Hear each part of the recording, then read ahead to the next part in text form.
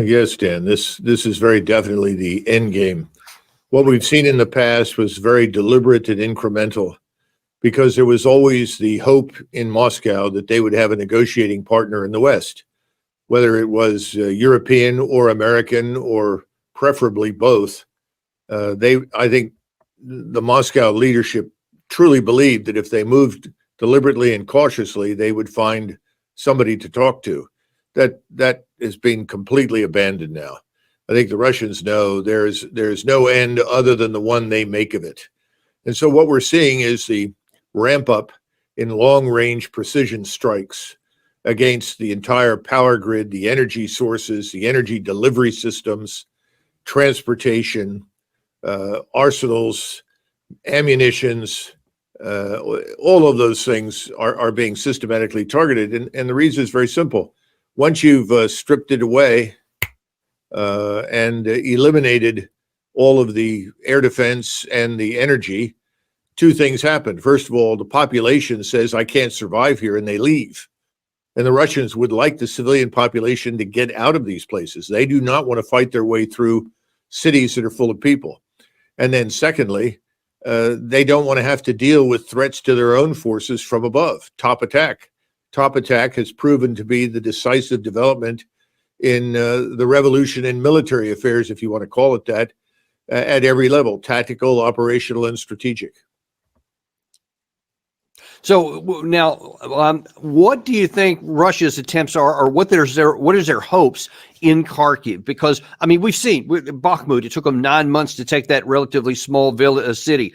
Avdiivka, another 5 to 6 months, relatively speaking, especially in the latter phases of it. And now they're going to, for example, Chasiv Yar, which is kind of the next operational objective, and it's very slow. But Kharkiv is a huge city. And does Russia even have the manpower, do you think, to go after that at the same time they're trying to keep these other ones going?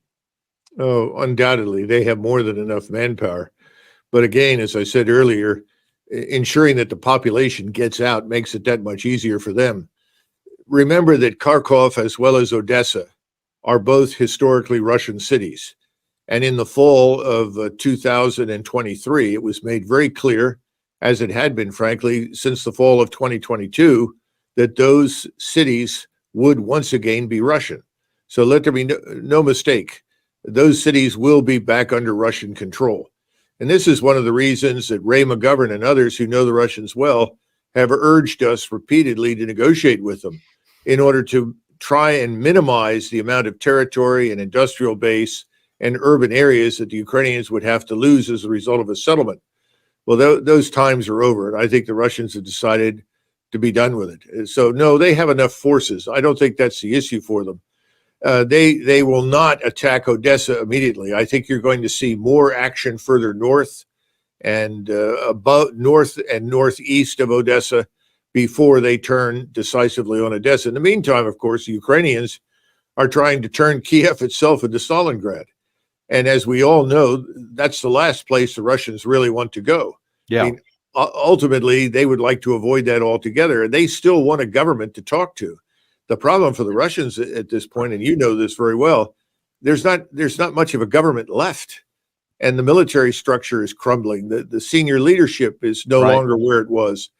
The population has had it. I mean, if you look at the unofficial private polls that are being conducted in Western Ukraine, in other words, west of the Dnieper River, everybody wants an end to this. So the Ukrainians are really on their last legs. And that's why sending any money over there at this point, other than humanitarian aid, makes absolutely no sense whatsoever. Now, I've seen there's been lots of reports in the Western press here in the last few weeks or so that Ukraine belatedly started digging lots of fortifications in the Zaporizhia area, along where a lot of these main attacks have been going on. But according to some satellite images I saw actually earlier this morning, they are very much behind the scale up in the northern area, in the Sumy area, in the Kharkiv area. So if Russia does want to come in from the north, they would have a lot less difficult time breaking through fortifications than they would down the line of contact. And it doesn't appear that Ukraine has enough forces or reserves to be able to handle both of those at the same time. No, I think that's true. And remember something else, that all of these long-range strikes are preparatory in the sense that until mid to late April, the ground is not going to be firm enough to really withstand the beating that it's going to take from the heavy armored forces that the Russians are going to send in. So they've got to have firm ground. I mean, this could be delayed. The major assault could actually be delayed until May. I don't know what the current weather is like, but they've had a lot of snow and rain. That makes it very hard to move. So these are preparatory strikes so that when the string is pulled, so to say, on the larger offensives, there won't be anything out there to stop them. And then finally, remember the defenses that gave them the most trouble that you were mentioning were in the Donets or the Donetsk Basin. And the reason for that is very clear. The Ukrainians had spent years pouring concrete and installing weapons platforms. This is not the case now. They've fallen behind their last defenses, if you will. The hasty defenses aren't going to work. They're not continuous. There are too many holes. So it's very easy to outflank them, move around them, isolate them, and destroy them. And then again, I think more and more Ukrainians are throwing in the towel. The problem for them, of course, is the SBU, the secret police, that is shooting large numbers of people behind the lines. Now, let me ask you this question. Aside from the tactics, or whether they're coming in from the north, the south, whatever, there is also this issue of an army breaking. We had Chaz Freeman on a couple of weeks back ago that, and several other people, John Mearsheimer. They think that there's probably the bigger risk for the Ukraine side is that the army would eventually break, which seems kind of like what you might be talking about here. Not that any particular defense may be penetrated or so, but that the defense itself may be break. How do you see that part? What are the risks of that? Oh, I think the risk is very, very high. There's no question about it. You can't evacuate the wounded in time to save anybody's life. Just imagine that. Imagine that you're a Ukrainian soldier and you're in contact with the Russians, and you know that if you're shot to pieces, that you're probably never going to reach a doctor until you're dead. What does that do to your morale? How do you feel about that? I mean, one of the things we always did very well historically in the United States military, and the Army especially, is evacuate wounded and keep as many people as alive as possible. They can't do that. They don't have the means to do it. And by the way, for those in the U.S. military that are watching, I hope they're paying attention to the absence of rotor-driven aircraft on the battlefield. You can't just fly in a helicopter, pick people up with impunity, and fly them out. Those days are over. So the bottom line is the infrastructure of warfare, the logistics, which include medical evacuation and medical support, those things are almost gone on the Ukrainian side. And you cannot sustain operations for very long. And you can only threaten people with shooting so many times until they finally say, to hell with it, we're leaving. We've had it. Right. Yeah. And of course, nobody knows where that point could come. I don't even think that, well, the people themselves probably don't, but I think that historically anyway, when it happens, it's suddenly a significant break, and then it just expands like a virus throughout the force here. But now there's one other interesting aspect of this, Doug, that all the things that you're laying out here are objective realities, things that you can look on the ground, you could see from the sky, you can count, you can observe the operations. Those are one thing here. But what complicates this for the West especially is this continued and I think very dangerous proclivity to just not see any of the truth and to just pretend that things are the way we want them to be. And that one of the most shocking and disturbing recent examples of this, and unfortunately there's a lot, is from Admiral Bauer from the NATO, who was in an interview, I think, with DW a couple of days ago. He was asked by the reporter, and watch how she asked this question, because she's kind of like going, yeah, what you're saying is not making sense. She's saying, can Ukraine still win this? As I understand, Ukraine wants to achieve this status quo of 1991. As far as I have understood so far, and I haven't heard anything else, is that Ukraine wants to regain all the territory within its legal borders. And this is 1991, and that is, of course, that is an understandable wish of Ukraine. So it's possible. I think it is possible, but it won't be easy, and it might take more time than a lot of people want. Now, what he didn't realize, Doug, is that elsewhere in that same interview, he threw himself under the bus by saying that prior to the summer offensive of last year, Well, check out what he says here.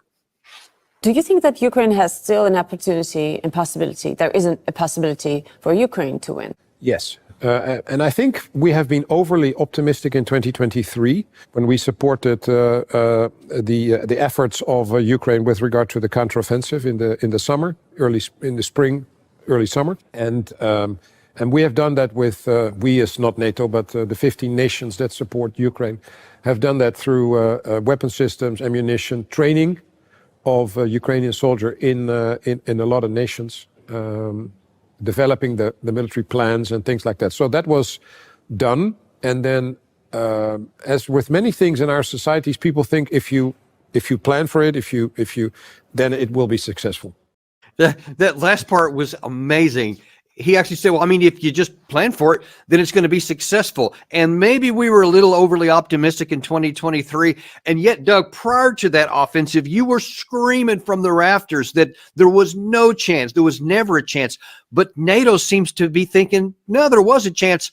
Then it played out, and now they're still just in la-la land.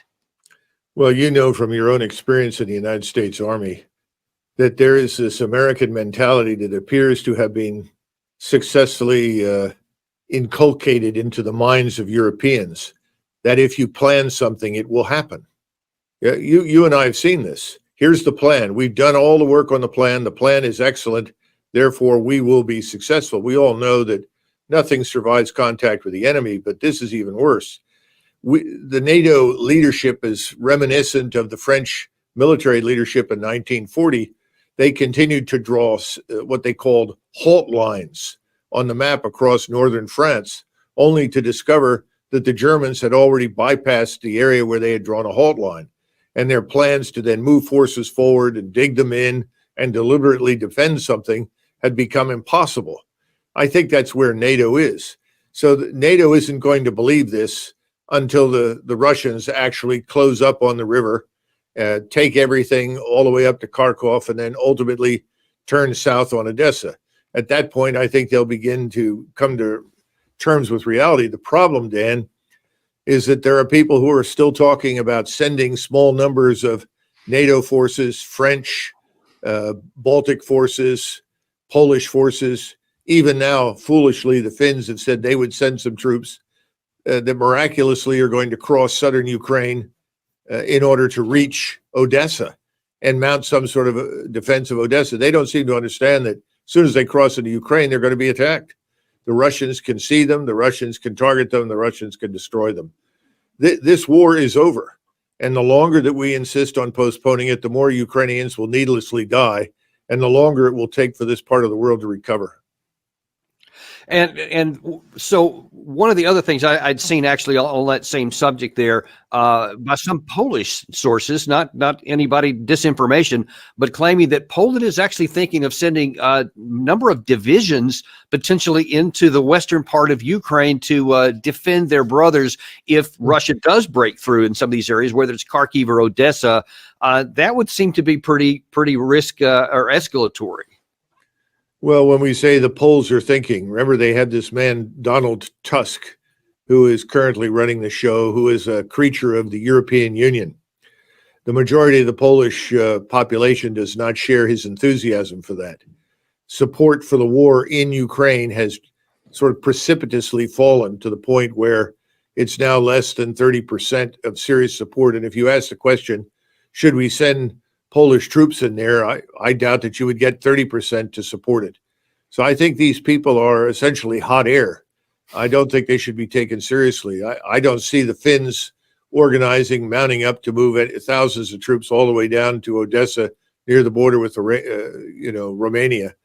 I think we're going to listen to lots of silly nonsense, and as we get closer and closer to the end game. And the end game will happen when it becomes clear that Odessa and Kharkov and most of eastern Ukraine are in Russian hands. And then, of course, it's back to the question, can the Russians find someone to talk to? That will depend on changes in government in Western Europe and in Eastern Europe. If the governments don't change, the Russians may finally conclude they have no choice but to continue further west. Now, one of the other things that that Bauer said in that interview, which many in the West are really clinging to, is that, hang on, because F-16s are about to ride to the rescue. The problem with the F-16s is, or the challenge with the F-16s is that it is a very different weapon system than the MiGs. It requires not only the training of pilots and mechanics, but it also requires a logistic chain of sufficient spare parts, of weapons for the F-16s, for all these things to make it a success. So if you start flying with the F-16s and you have the pilots and the mechanics and the spare parts, you want to make sure that for a prolonged time, Ukraine can use these planes very heavily in terms of many, many flight hours will be flown. Very heavily, as long as there's no anti-aircraft defense. But ironically, in a rare moment of saying something that's honest, and actually Mark Milley, when he was still the chairman, I've taken a lot of issues with him, but there was a few things he said that were pretty good. This is one of them when he called out, here's the deal on the F-16s. If you look at F-16s, 10 F-16s, $1 billion. You add the sustainment cost, another $1 billion. So you're talking about $2 billion for 10 aircraft. The Russians have 1,000. Fourth and fifth generation fighters. So if you're going to contest Russia in the air, you're going to need a substantial amount of fourth and fifth generation fighters.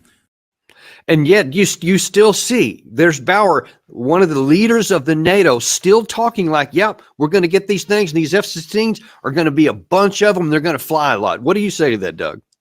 None of them want to admit to the truth. And the truth is that Russian air and missile defenses are among the very best in the world, if not the best. They are very dense. And one of the reasons the ground offensive proceeds slowly is to keep up with the requirement to defend the ground forces against exactly the threat that's being described with the F-16. If we send aircraft over there, most of them will be shot down. That's the simple truth. Now, the Russians, or at the time, the Soviets, confronted a similar situation during the Korean War. They solved the problem by putting Russian pilots into MiGs. My greatest concern has always been that when it becomes clear that the Ukrainians are not going to be able to master this and we start to lose aircraft, that someone will say, well, let's put Americans and Dutchmen and Germans and others into these aircraft. I think that would be a very serious mistake. We've always been on the edge of becoming a co-belligerent. That would make us a direct participant. Right. And Russia has, Putin has said on February 29th, I think it was, when Macron was first talking a lot about, whether they might send French troops into there, he was very emphatic in saying anybody enters the territory of Ukraine, they're legitimate targets. He's also said about the F-16, if it flies from a NATO country, if it takes off and then attacks in here, that airfield will become a legitimate target. So all these things could escalate the war. So it seems on every level of rational, logical, reasonable thinking that it is in America's interest, it's even in Ukraine's interest to find a negotiated settlement to this. But Matt Miller, just a few days ago, when he was asked, would we consider having any kind of discussions with Russia, said this. We are not going to boost our security or boost any security agreements or start any security agreements with the government of Russia, a government that we have seen invade one of its neighbors unprovoked, kill thousands and thousands of people for no reason at all except to pursue the personal conquest objectives of the Russian president. So no, we will not be taking that. Yeah, no, we're not going to do it. We're not going to talk. So we're going to, I guess, continue to say, nope, we're going to succeed in here. These F-16s are riding to the rescue, or the 2025, ignoring all the things you say. What are the possibilities? But remember, Dan, everything he said is based on a lie. And that's the problem we have in the West. The lie is this was an unprovoked invasion. That's absolutely false. You've had on Professor Mearsheimer and others that have talked at length about this. We cultivated this conflict. We encouraged it. And then ultimately we unleashed it. It was not the Russians who sought this confrontation with us at all. In fact, from the very beginning, the Russians have tried everything they possibly could to avoid a confrontation with the West. Putin has recently said that provided these F-16s go into Ukraine and fly from Ukrainian bases, he absolutely under no circumstances will permit the attack of any bases inside the NATO alliance. He doesn't want a confrontation. We're the ones provoking it. But this man's position that he outlined is not sustainable. It cannot go on much longer. And what is going to happen if we continue on? What do you think the possibilities are that either Russia does break through, and then now that it's no longer an issue of are we going to make a deal, but it's like terms of surrender, or they'll continue to lose cities, or that we finally acknowledge the lies. And actually, let me ask you a separate question. Let's agree. We do agree that those things were based on lies. As most of our policies have been here.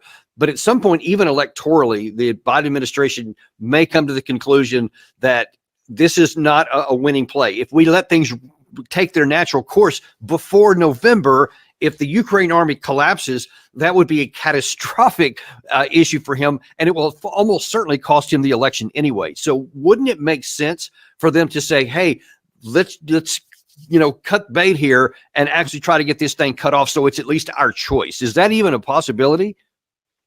Actually, I think it is.